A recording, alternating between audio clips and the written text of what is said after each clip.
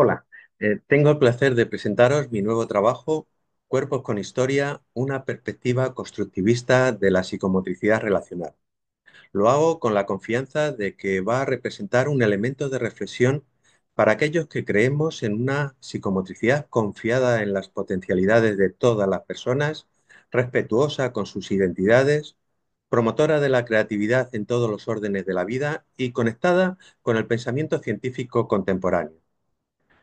Para aproximarnos a una perspectiva constructivista de la psicomotricidad, lo primero que hay que decir es que, aunque hay tantas formas de hacer psicomotricidad como psicomotricistas, los planteamientos tanto en la psicomotricidad educativa como en la terapéutica se mueven básicamente entre dos polos. Uno que busca promover y mejorar determinadas destrezas perceptivo-motrices y otro que se orienta a facilitar la expresión y la resolución de los conflictos emocionales que necesariamente jalonan el desarrollo según la perspectiva psicodinámica. Un importante paso en la evolución de la psicomotricidad ha sido la reunión de estos dos enfoques en la denominada psicomotricidad de integración promovida por autores como Serrabona o Muniain. Pero además, yo creo que si queremos consolidar la psicomotricidad y aprovechar todo su potencial como instrumento de estímulo y apoyo al desarrollo integral de la persona, debemos conectarla con el marco conceptual de las sociedades del siglo XXI y en particular con el de los entornos educativos contemporáneos. Y esto hoy en día es el constructivismo. El constructivismo cambió la escuela, no solo en lo relativo a los espacios, también en la metodología y en la forma de entender el desarrollo y el aprendizaje. La psicomotricidad, para responder a sus retos de futuro, también precisa situarse en un nuevo escenario. No físico, porque las salas de psicomotricidad ya son un espacio idóneo para el abordaje constructivista, sino un cambio de escenario conceptual sensiblemente alejado del tradicional. Ojalá algunas de las personas que veis este vídeo protagonicéis esa revolución pendiente. En apoyo a ello, a continuación voy a presentaros algunas de las notas características de la perspectiva constructivista de la psicomotricidad. Lo primero que hay que decir es que el constructivismo es una metateoría que va más allá de la psicología y recorre todas las ciencias básicas y aplicadas, la biología, la física, la computación, etc. En ellas describe a los sistemas que se autotransforman a partir de sus interacciones con el entorno. Dos ejemplos fáciles de entender hoy en día este concepto sería la evolución de las redes neuronales y la forma en que la inteligencia artificial enriquece y perfecciona sus conocimientos. En ambos casos, el proceso nos puede resultar impactante, pero no por ello debemos de dejar de intentar comprender la gran complejidad que encierra. Y es que las informaciones que integran estos sistemas autoconstructivos y que le permiten desarrollarse tienen distintos orígenes y se combinan e influyen mutuamente de una forma que no es lineal, lo cual les hace difícil de anticipar los resultados. Y en ocasiones incluso tiene un proceso de carácter azaroso. Los resultados que provoca este sistema de autoconstrucción suelen ser inestables e irreversibles, por lo que la evolución del sistema es constante e inevitable. Esto puede resultar confuso, pero lo podemos ejemplificar con nuestra propia vida. Somos quien somos por influencia combinada de un puñado de libros, de algunas vivencias especiales que nos marcaron, algunos profesores que despertaron en nosotros la curiosidad y el interés por un campo, de la política educativa de nuestro país o de un momento histórico concreto. En mi caso particular, si echo la vista atrás, encuentro antecedentes de lo que escribo hoy en algunas cosas que pensaba o que vivía cuando era solamente un adolescente. Bien, pues todo lo vivido se determina mutuamente y genera una estructura que da soporte a la hora de que interpretemos la realidad en cada momento, o al menos así lo entiende el constructivismo. Lo segundo que hay que decir es que para la biología y la neurociencia actual, No somos una mente que habita un cuerpo, sino un cuerpo pensante. Eso es, con un cerebro que coordina todo el sistema y genera una experiencia de identidad con el fin de facilitar nuestras acciones. Ahora bien, la persona no es solo su cerebro. Todo el cuerpo está involucrado en lo que le sucede e influye sobre uno de sus elementos influye sobre el conjunto. El subsistema inmunológico, el hormonal, el digestivo, el respiratorio, el musculoesquelético, etcétera, influyen y son influidos por todos los demás. Y juntos generan esa evolución de la mano de otros elementos complejos como son las emociones y los pensamientos. Nuestro desarrollo depende de la integración de todo ello, pero también, además, de nuestra interacción con nuestro entorno. Así, nuestras vivencias también afectarán y transformarán nuestro cuerpo y a cada uno de sus elementos. Si consumimos alimentos nocivos u otros tóxicos, si vamos o no al gimnasio, si nuestro trabajo o el sedentarismo castiga nuestro cuerpo, todo ello siempre va a pasar factura al conjunto del sistema, desde cómo hacemos la digestión hasta nuestra actitud optimista y pesimista ante los eventos de nuestra vida. Por lo tanto, somos un cuerpo pensante moldeado por las historias vividas. Si asumimos esta idea, esto nos obligaría a replantearnos expresiones habituales en el ámbito de la psicomotricidad, como por ejemplo lo de expresarse corporalmente, ya que en realidad no hay un yo que se expresa a través del cuerpo, sino un cuerpo que actúa conforme a las huellas de las historias vividas. O el concepto de mediación corporal, ya que los cuerpos no son instrumentos mediadores, sino los verdaderos sujetos de la interacción. Y las mediaciones en sí son las condiciones y emociones que canalizan o modulan las acciones. Lo tercero que hay que decir es que la expresión corporal de las historias vividas y de cómo han cambiado nuestra forma de sentir, pensar y actuar, solo en algunos casos es consciente, aunque a veces para un observador externo se manifiestan más claramente que para el propio sujeto a través de la forma de actuar o incluso de los rostros como ejemplifican esta imagen.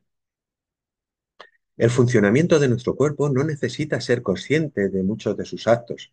Por ejemplo, no tenemos conciencia de que contraemos la pupila ante la luz o de cómo mantenemos el equilibrio al caminar. Tampoco recordamos cuándo y cómo empezamos a sentir vértigo o cómo nos hicimos aburridos como uno de esos 6 rostros. Esas huellas de la memoria corporal empiezan a grabarse desde las primeras interacciones del recién nacido. Pensemos, por ejemplo, en la construcción del apego infantil, que se sabe que va a marcar nuestra actitud afectiva una vez adultos. En virtud de ello, se llega a afirmar que acariciamos o maltratamos según cómo hemos sido acariciados o maltratados en nuestra infancia. Pensemos también en los trabajos de Nick Bickler, que muchos conoceréis sobre el desarrollo de la primera infancia y del modelo de interacción con el bebé que propone esta autora. Toda esta memoria corporal que vamos acumulando va a contribuir a la salud del individuo, a la orientación y a la calidad del procesamiento cognitivo de las experiencias que hace, a la construcción de distintos patrones comportamentales y a la vivencia emocional que cada persona tiene de las distintas situaciones. Por eso, por ejemplo, ante una situación de conflicto reaccionamos de forma distinta. Unos cuerpos se crispan, otros adoptan posturas de alerta o de intimidación, o otros pierden la tonicidad y se quedan paralizados. Del mismo modo sucede ante una tormenta o ante una pieza musical.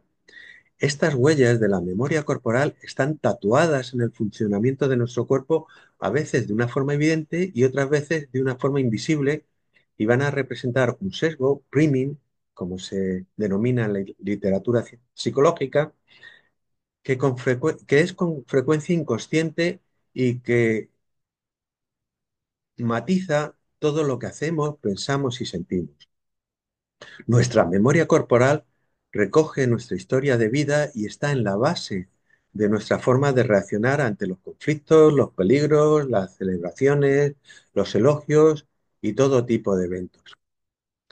La cuarta afirmación es que el desarrollo de los sistemas autoconstructivos está vinculada a las experiencias y aprendizajes vividos y procesados personalmente. Cada una de las personas que ven este vídeo sacará un aprovechamiento distinto de él en función de su motivación, de su interés específico por algún aspecto, sus conocimientos y experiencias previas, etcétera. Nadie puede aprender por otro ni nadie puede aprender como otro, sencillamente porque tiene otro bagaje y es un proceso estrictamente personal. Pues bien, como es un proceso individual y personal y todos tenemos una historia de desarrollo distinta, aunque seamos hermanos y hayamos compartido educación y familia, el resultado, quien somos, es inevitablemente distinto. Y esa diversificación hace que todos seamos únicos y debamos ser tratados como tales también en los entornos educativos, en lugar de tratar de encajar a las personas en una categoría preestablecida. La diversidad individual es el proceso de desarrollo mm, con la estrategia adaptativa más exitosa de la naturaleza. De hecho, es el mecanismo necesario para la evolución y supervivencia de individuos y especies. Como el entorno siempre está cambiando, si no nos diversificásemos, nuestra especie desaparecería.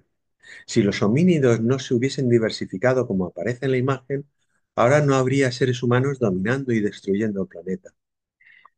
El cuarto aspecto que quisiera señalar desde esta perspectiva constructivista es que el proceso de desarrollarnos mediante experiencias de aprendizaje tiene un elemento importante en la cognición. La cognición permite optimizar nuestra adaptación al entorno, relaciona informaciones recogidas, las reelabora, define conceptos y explicaciones y con ello pronostica lo que va a pasar y esto nos permite actuar con anticipación a los hechos. No es imprescindible para la vida.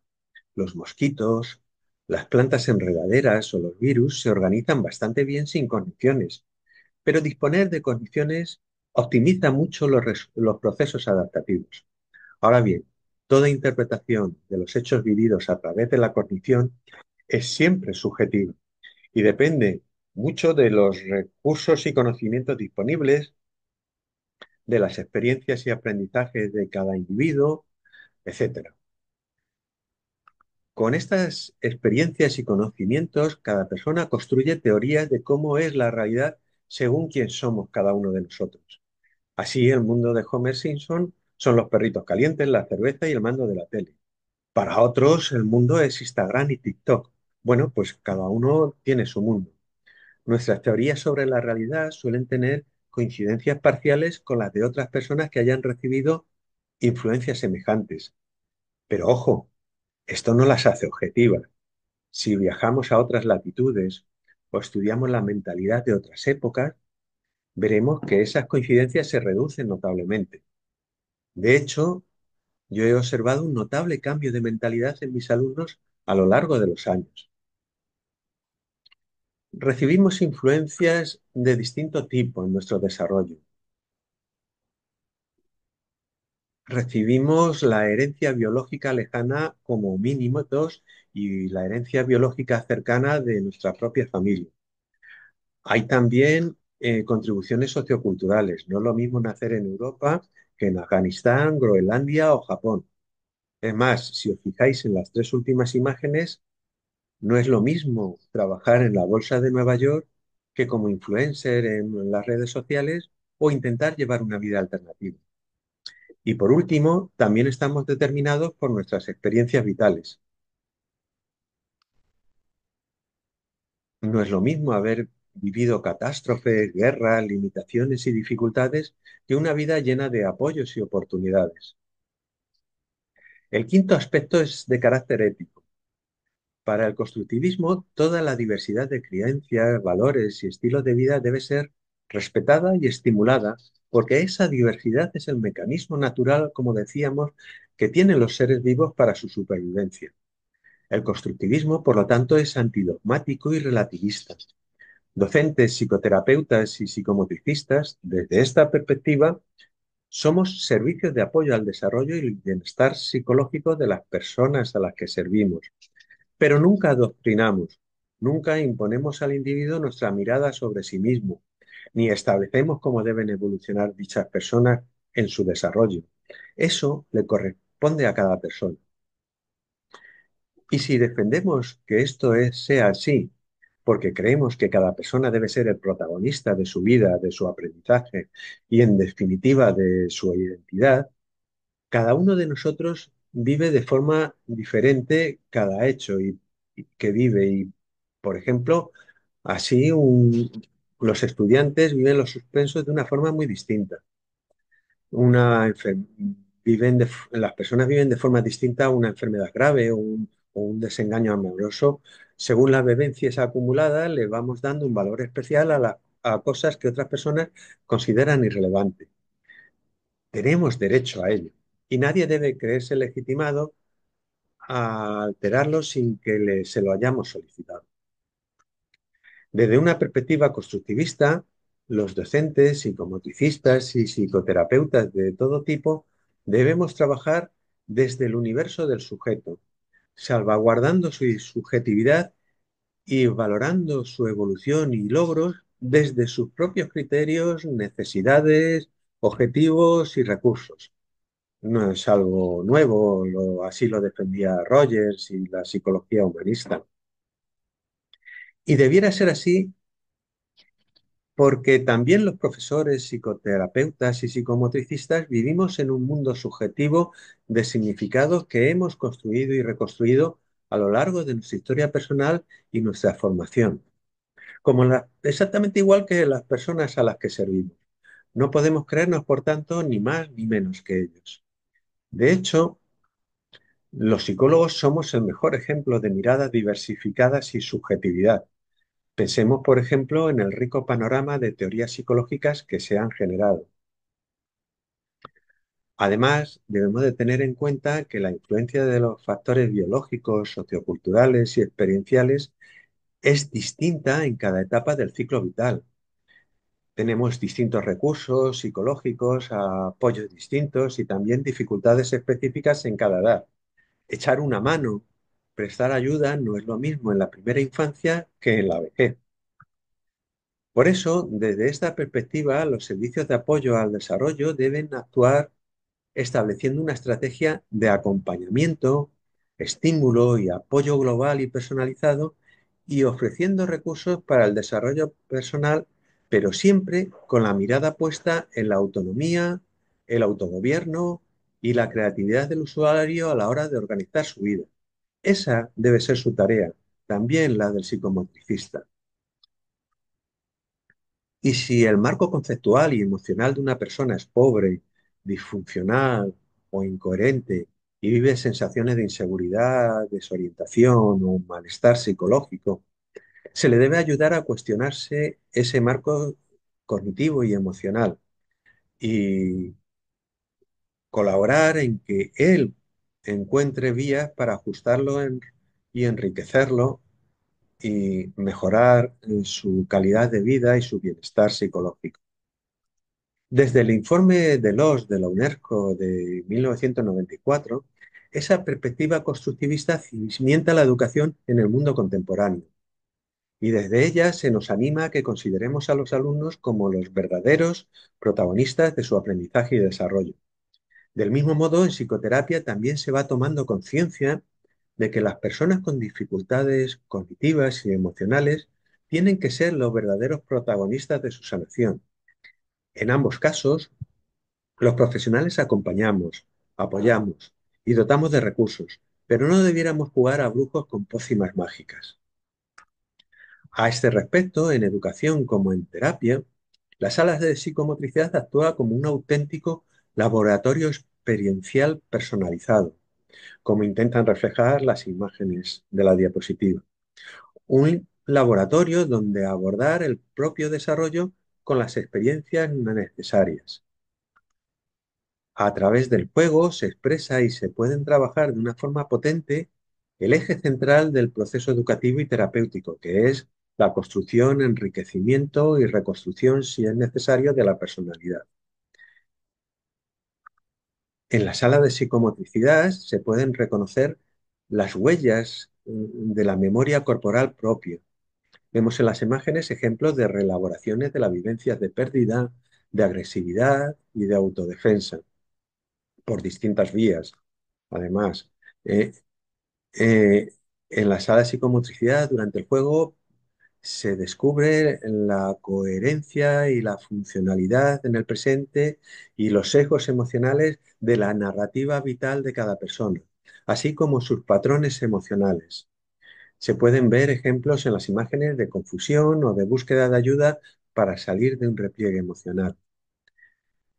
En este proceso, dentro de la sala de psicomotricidad, se animará a las personas a identificar retos, así como el malestar que pueda venir asociado, y a enfrentarlos considerándolo como oportunidades en el camino del desarrollo personal sobre los que se puede trabajar. Estas experiencias en la sala servirán de estímulo para implicarse en nuevos aprendizajes que permitan ganar autogobierno. Véase en este ejemplo a una persona cuidada y a su cuidadora. El psicomotricista tendrá que proponer circunstancias que les ofrezcan oportunidades para evolucionar el patrón que exhiben y ofrecerles recursos adaptados a sus necesidades respectivas, ya sean de expansión o ya sea de seguridad. El acompañamiento y la ayuda siempre debe de ser personalizado, según las características, necesidades y recursos como se ve en las imágenes. Con ellos se pretende que sea el mismo sujeto quien gestione su proceso de adquisición y desarrollo de nuevas competencias cognitivas, emocionales y comportamentales.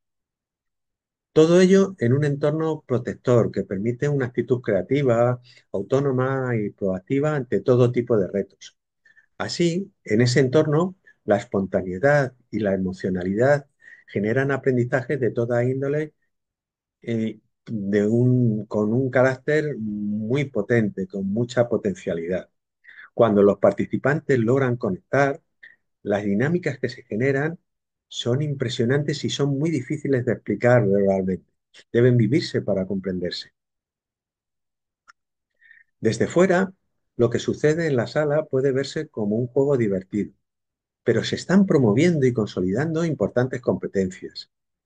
No obstante, hay que remarcar que en el contexto de la sala de psicomotricidad, las claves para favorecer el desarrollo no están en los materiales y en las actividades concretas, sino en las relaciones de estímulo y de apoyo que se llevan a cabo mayoritariamente de una forma no verbal y que generan una intersubjetividad entre los participantes. Intersubjetividad en permanente reconstrucción conforme a la evolución de las necesidades de desarrollo que se evidencian en cada persona. Para poder gestionar la sala, el psicomotricista debe de disponer de una visión global, de una gran capacidad empática y debe ser capaz de adaptarse a distintas realidades y tener una elevada creatividad. Además, sus posibilidades de intervención van a estar marcadas por su propia estabilidad emocional, su capacidad de autogobierno y una formación muy específica. Por último, resaltar que desde la perspectiva constructivista, este tipo de intervención es aplicable para cualquier momento del ciclo vital, porque toda la vida estamos aprendiendo, desarrollándonos y transformándonos desde nuestra experiencia. En una línea de trabajo ya marcada en anteriores textos, hoy os presento, por tanto, Cuerpos con historia, una perspectiva constructivista de la psicomotricidad relacional.